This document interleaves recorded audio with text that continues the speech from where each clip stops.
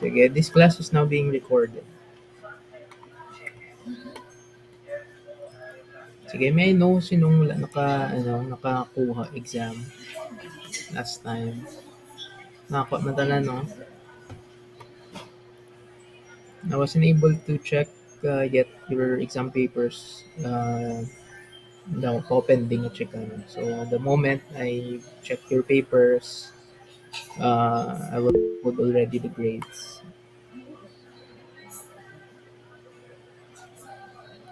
Morning, Mark, Ward. Again, this morning we will be talking about uh, types of speech and principles of speech deliveries. That's our topic for the lesson one in the midterm. So we are already in the midterm. We will be in communication in academic purposes. So most of the time we will be talking academic speeches, speech deliveries, nonverbal communication as well, and tips on how to perform a speech in front of the crowd. So that's the midterm topics for um, the month of March and April. Okay, let me share the screen so that we can start with our topic today.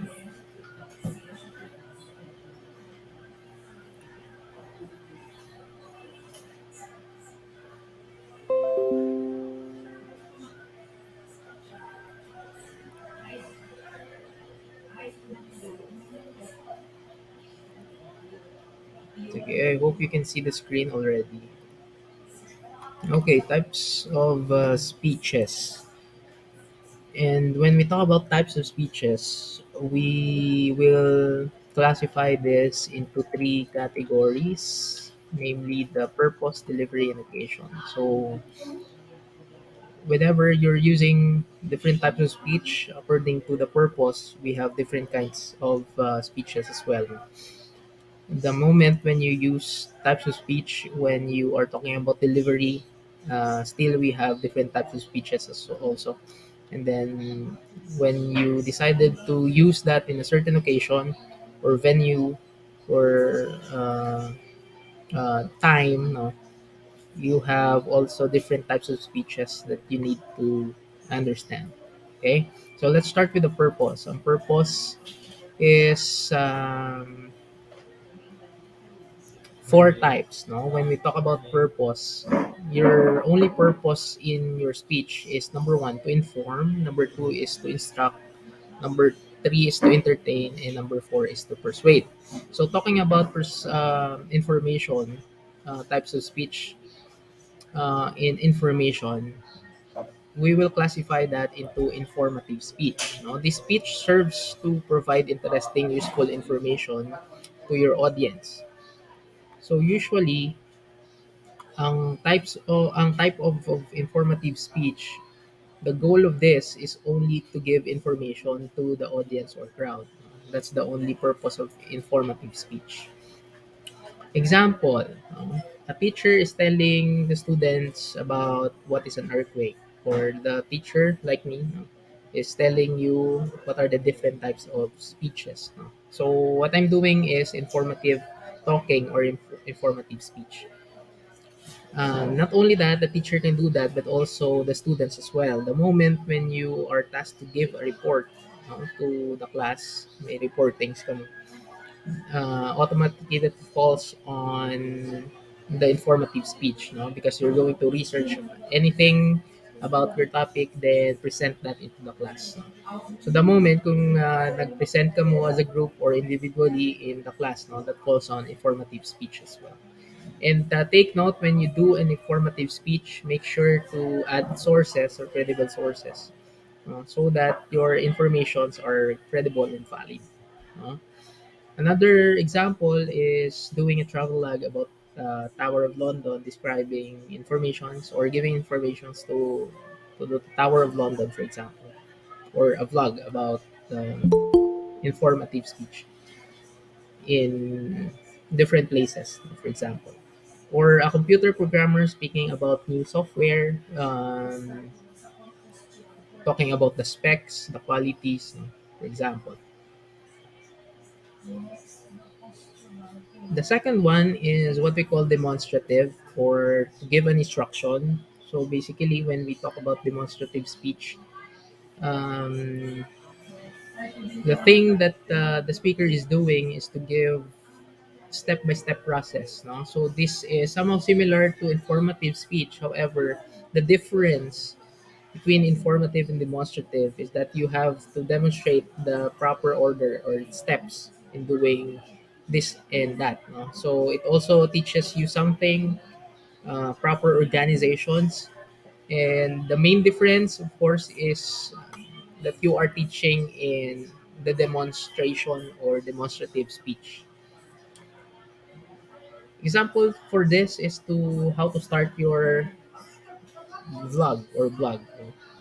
Step by step process, how to make cake, how to cook a rice, how to write a speech, how to just about anything, no? So that's how demonstrative speeches work. Third one is the persuasive. We are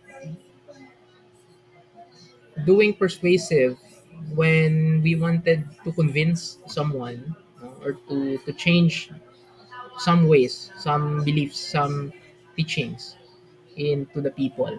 So that's how persuasive speeches work. So the way they do something usually is in the form of persuasion or persuasive speech. If you wanted to correct something, your friend doing wrongdoings, no? Usually persuasive speech is the one to tell that friend of yours. Example, becoming an organ donor, you're persuading people if someone is getting different, or trying to find an organ donor for a person who is looking for it. You wanted to give persuasive text or speech to the people in order for them to become an organ donor. Or if you wanted to persuade people to become healthy through proper eating, you can do that in persuasive speech as well. Or even trying to convince people that television can give violence or give negative impact to the children. Or if you wanted to persuade people to become a volunteer to change the world because of global warming, that falls on persuasive speech as well. And the fourth one, in according to the purpose, is to give entertainment. So usually when we talk about entertainment, we can see this in comedy bars and people who are in line, no, to give entertainment speech sa events, sa birthday parties, sa mga clown for example. So usually after dinner to give entertainment, pleasure, as long as the audience can be entertained, and your goal is for them to give a inspiration or laughter, at the end of the day or at the end of the program. So that falls on the entertainment speech. Okay, so example, excuses for any occasion, explaining cricket to American, and things you don't know without the movies. So effective preparation requires identifying the purpose of your speech. That's the primary goal, when we talk about purpose in terms of types of speech. So once you identify the purpose, you can move on to the objective of your speech. Sige. After the purpose is types of speeches according to delivery. Now, when we talk about delivery, there are certain things also that we need to understand, because there are different types of speeches according to delivery. So when we talk about delivery, the easiest approach to speech delivery is not always the best. So meager work goes to careful preparations. and interesting ethical messages as well. So it is understandable that the students may have an impulse to avoid, of course, to mess it up by simply reading word for word. No? So we can classify types of speeches according to delivery. On the first one, no, we have impromptu speaking. You can see most of the people doing impromptu speaking when they are asked, no, right away to give speeches without any preparations. So that's the work of impromptu speakers. This is giving speeches without any time to prepare. No? So, kumbaga, this is on the spot. No? It is the presentation of short message without advance or prior preparation. So that's the beauty of impromptu. You can say whatever it is that comes into your mind first, no? Because this is a short message lang, a short speech. No? Usually, we can see this or we can hear this in the birthday speeches. If the host uh, is asking for a message, no, to give to the birthday celebrant, for example, or to the person na may ara sang gina-celebrate like weddings, no. A host asking the parents to give inspirational speech or parting message, no, usually impromptu na siya, no, without any preparation. Now, when we talk about impromptu, the disadvantage for that is, of course, you don't have enough time to prepare for what you will be saying in front of the audience. As a result, your message may be disorganized, and that will result for the listeners to follow your message, no? Because it's disorganized. No?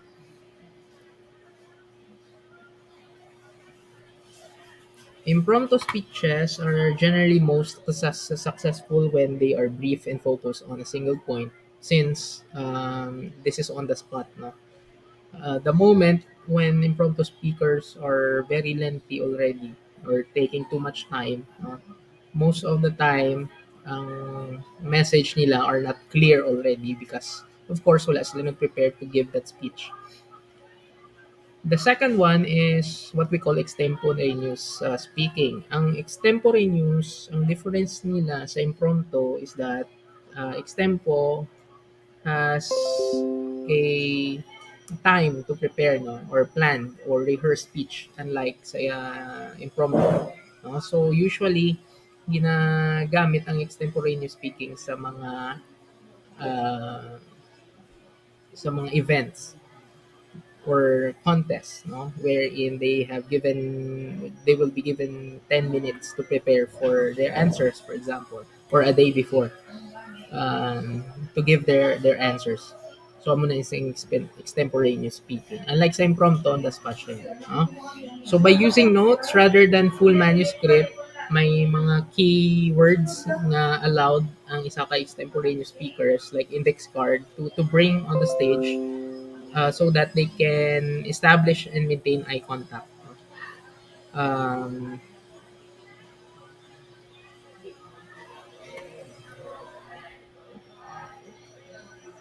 Most of the time, ang advantage sa extemporaneous speakers, of course, is they have knowledge and credibility on what they are talking about, since they have time, to prepare for their answers and their speeches because the topic was given to them ahead of time. The disadvantage for this is that it requires a great deal of preparation, both verbal and nonverbal components of speeches. Adequate preparations cannot be achieved the day before you're scheduled to, s- to speak in front.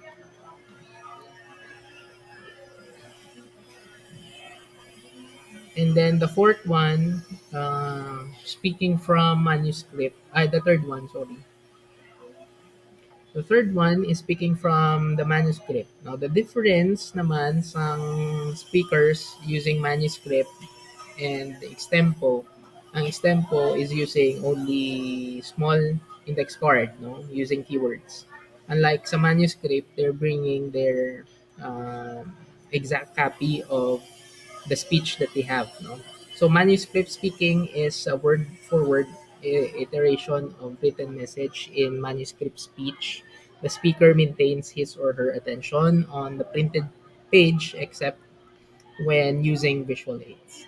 Now, the disadvantage sa manuscript is that you are solely dependent sa imo nga ginakaptan nga copy, no? To the point nga you are neglecting the eye contact to the audience, since eye contact is very important, no, to maintain their attention span probably at the end of your speech, no. Ang advantage sa manuscript naman is, of course, talking about spontaneity, dire-diretso ang paghambal mo because you have a certain copy to look upon, no, when you are reading in front of the audience. Now, the fourth one is what we call speakers from the memory. Ang speakers from memory are speakers nga gina-memorize nila ang ilang speeches, no, when they are tasked to give speech in front of the crowd. So kung memorize speech ang speaker usually have an advantage when they are speaking in front because they can check the eye contact to the audience. Since if this is memorized, wala sila may ginakaptan yung mga cue cards or manuscript, no. They are very interactive, no, probably, since wala sila may ginakaptan yung mga nga distraction sa ilang nga speech. So uh, when it comes to memorization, it can be useful when message needs to be exact and speaker doesn't want to be confined by the notes na ginakaptan nila when speaking in front. So the advantage of memorization is that it enables the speaker to maintain eye contact, as I've said, with the audience through the speech. Okay, ang reason nga gina-discuss na ni, maybe you will be thinking we need to understand this one. Kay CS man kami, no, we're dealing with computers, codes. No? Base, no, after few years from now, base may gaan ka mo award probably and you will be asked to speak in front of the crowd kung may mga event, no, usually. So, mo yung purpose yun, no? So that you will be able to know what to give to your audience, whether to inform, to entertain, no, to uh, speak in memory, speaking extemporaneously or impromptu. So, amo ni siyang purpose sang ginatawag tang speech types and types of speeches when according to different purposes and delivery. No? So, amo ni siyang purpose sang aton nga lesson. So, okay, so let's move on, no, sa isa naman ka topic, no, which is the principles. We're done with the types of speeches. Now, when we talk about principles sa speech delivery, we are already familiar with the different types of speeches nga dapat naton mabalaan, like extemporaneous, impromptu, note taking, manuscript, and memorizations. That includes type of speech to inform, to entertain, to persuade, and to um, inform, persuade, educate, and demonstrate as well. So, with that in mind, no, there are principles that you have to understand also when you are standing in front of the crowd or people. Number one, um, Articulation. Articulation is very important because pronouncing the words, no, in speaking with clear diction has more effect to the listeners, no? So the moment kung clear mo ginambal with free from errors, no? A correct way of saying the words and pronunciation as well, no? You can hook the attention of the listeners or the audience. No? So that's the reason why first principle of articulation is very important. So how do we achieve that? No? When talking about articulation, there are a lot of word speech enhancers, no? Or ma-search natin sa internet, to for us to practice on some proper pronunciation and articulation of that certain word or phrase. No? So, with proper practice, a lot time of practice, no, and a lot of time, no, para mag-prepare sa inyong speech. You might opt to consider this number one principle of articulation para at least hindi ka mo mahuyan, no, sa front some people, sa crowd. No? Usually kung magsala pronunciation mo ang tawag smart dayon kadlaw dayon, no. They're judging you the moment nga magsala ka lang sa 100 words nga ginhambal mo, may duwa na kasala. Usually, ang duwa lang nakasala ang ma-remember nila. And the other correct words which you articulated correctly are not being judged. No? Ang sala lang usually ang ginatanaw sa listeners or um, audience. No? So, make sure to perfect your articulation before doing some speech in front. Number two, modulation. There's no use of having a perfect articulation um, when you have um, proper pronunciation without proper modulation. So modulation is very important because um, if let's say you are speaking sa isa ka room nga lapad, no, usually ang sa likod hindi na siya kabati, no? If considering wala siyang microphones and speakers sa isa ka venue, no? So modulation is very important, no? It is the capability to adjust different or to manipulate your resonance or the voice, no? Or the timbre of your voice or vocal tone kung speech na kamo, no. So it's a skill, no, to be practiced para ma-master yung modulation. Not all the time you're required to do modulation. Kung may ara lang man room nga gamay, no need for modulation of voice. A normal voice will do, no. That's the reason why it is the ability to adjust or manipulate, no, because that depends on the room kung ano kadako ang room. Of course, kung dako ang room, you have to modulate your voice. Kung gamay ang room, no need na to shout or to modulate your voice para makasave ka energy. Okay, so that's the principle number two. The third principle is the stage presence. No? Usually, ang stage presence, stage fright when we are doing some speech in front of many people. No? So, how do we combat stage presence? Usually, mastery is the key here. Kung kabalo ka na, no, sang imong ginahambal, you will not be afraid to speak in front of the people. So, it is the ability to own the stage, the speaker being able to fill the space and project his or her personality to the audience. Um, the opposite of stage presence is of course stage fright, which is considered to be the topmost feared public speaking difficulty, no?